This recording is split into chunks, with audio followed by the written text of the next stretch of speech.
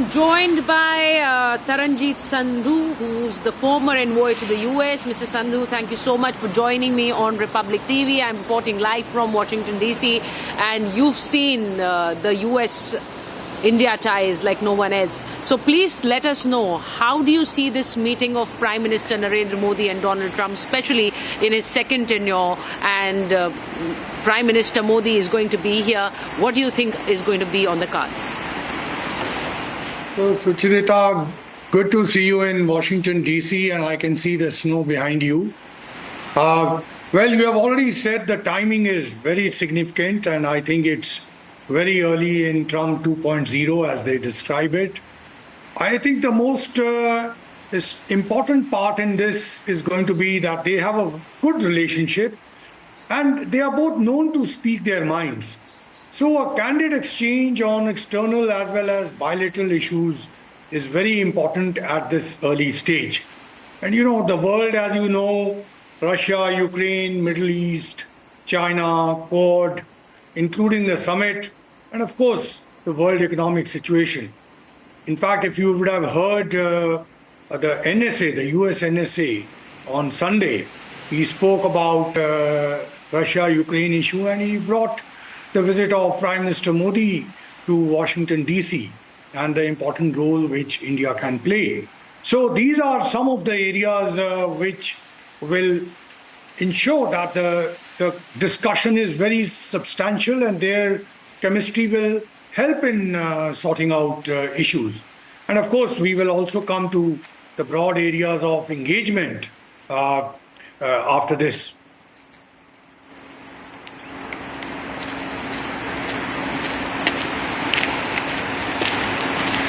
Mr. Sandhu, what really I'm interested in is that the entire world has been looking at Donald Trump, looking at the way he's been issuing diktats, be it the imposition of tariff on China, or be it the announcements he has made regarding his own neighboring countries, Canada and Mexico. So what do you really think is Trump thinking right now in inviting the Indian Prime Minister? Because he knows that there is a certain importance that is accorded to the Indian Premier, to the Indian economy, to the Indian government. What do you think is going on? What really is the Trump administration thinking right now? So, firstly, since you are in Washington, D.C., I'm sure you have sensed the atmosphere around. This election was essentially on domestic issues, and those domestic issues are really the reasons for all these orders or executive diktats that are coming. They are all connected in terms of perception. Whether they are good or not, that is not my business. That is for the government of the United States to determine. But coming to India-US relationship, the Prime Minister has himself laid out 5 broad areas of engagement. And if you go over them, the first one is trade itself. You have heard a lot about trade, tariffs, and the most critical issue there is what is called the surplus or imbalance. That is about 45 billion. And if you see it compared to the other countries, it's not that much. But here also lies the opportunity. President Trump prides himself as a deal maker, as a pragmatic deal maker. So there is a number of issues where he wants tariffs to come down, but India also wants access in the US market for some of its products. So that's where one deal perhaps could be struck. Then defense, you have also mentioned about it. It has emerged as a major pillar in recent days. And, we do need top of the line products. And I underline here top of the line products.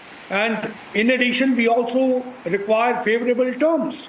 And you have, of course, technology transfer. You have the co-production issue. You have operational and logistic cooperation, which is already going. So you may be aware that there are 10-year framework agreements, which the first one was signed in 2005. It got renewed in 2015, and now it's to be done in 2025. So that will be an important area of discussion. And I think this time there is going to be a much more ambitious framework which will draw up all these areas. And then, of course, energy. Look, Mr. you Sandhu, wanted to know the areas.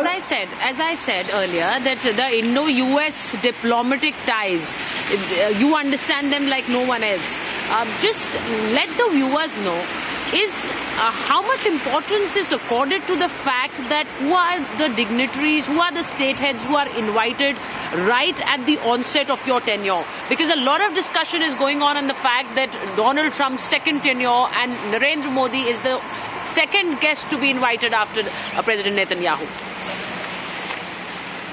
So look, I'm sure there know that this is the first 4 weeks, and for Prime Minister of India to be invited in the first 4 weeks itself shows that US is looking at India as an important partner. And this is not something new. Please remember that in Trump 1.0, how it started and where it finally ended. In fact, President Trump gave one of the highest awards to Prime Minister Modi in December of 2020. So this is not a new relationship, but as I have indicated to you, now energy is another issue. You recall that US has now become a major producer. It wants to export, and India is diversifying its imports of energy. We have huge energy requirements. Nuclear energy is also one such thing. SMEs, as they call them, small modular reactors, those are on the discussion chop.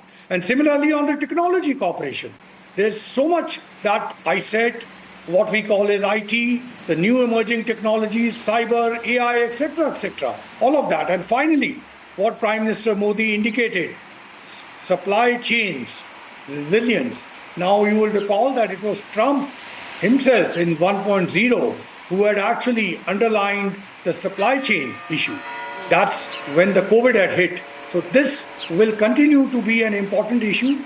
And in Trump 2.0, these all 5 areas would be where the focus of discussions should be.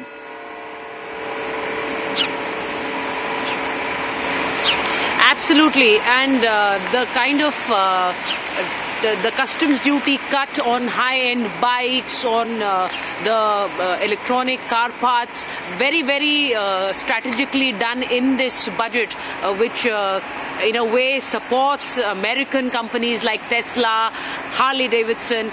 A signal has been given by the Indian administration as well that we are ready to walk with you side by side. Now, thank you so much, Mr. Sandhu, for speaking to Republic TV.